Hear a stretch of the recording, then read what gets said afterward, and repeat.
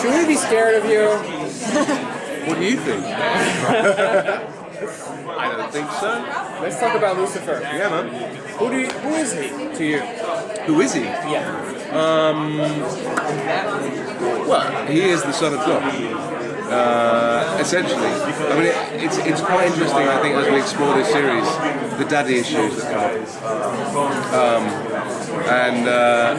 So, you know, he's a guy who's used to thinking that, you know, he knows everything, and everything is doable and everything's possible. I think what he hasn't counted on is the kind of osmosis of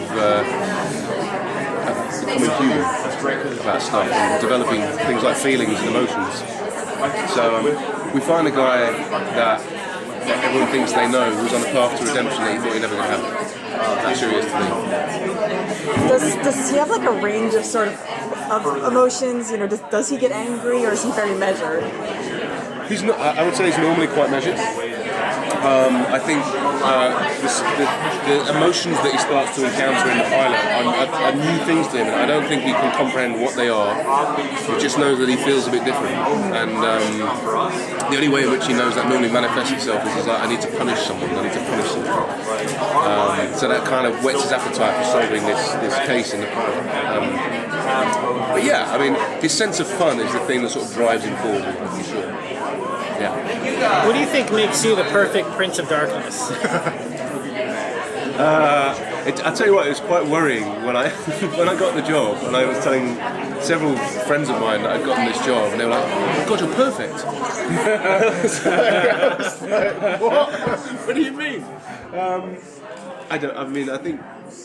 I think for me, I enjoy playing characters that are kind of dicks, essentially. You know, kind of not very nice. They do pretty deplorable things, but somehow you still love them. And it's always fun to do that as an actor. And if you can hopefully get it right, then people respond to it. People love an anti-hero. So there's a lot of levity, it seems, in the character and in the series. And is that something that carries throughout, or is it going to vary episode by episode? I think it'll vary episode by episode, because I think we're gonna explore this journey that he's on, and you know, a person who makes this journey very interesting for him is the character of Chloe, because he's the first person he's ever encountered who his powers don't work on. And so getting to the bottom of that is something that he needs to work out, and getting to the bottom of who he is something that she needs to work out. So it will have sort of procedural elements to the show because of the job that she does and whatever, but it's not. I wouldn't say it's not going to turn into a procedural show. There will be elements of that, but I think the fun of the show is to be had through exploring these characters. So did you say your powers are gone? So are you like totally mortal, or he's immortal? I mean, we talked a lot about the mythology and about what powers, you know, powers, superpowers, whatever this guy has, and it's quite an innocent one that he has in many ways. I mean, his power is to be able to draw out people's deepest, darkest desires, and that's the whole point that he keeps trying to make. Everyone thinks that he's evil and makes people do evil things. He's like, I don't do anything. You guys do it, okay? And all I'm doing right now is getting out of you what is in there anyway. So it's kind of like, you know, free will to all of us. But he can't die. He can't die yet.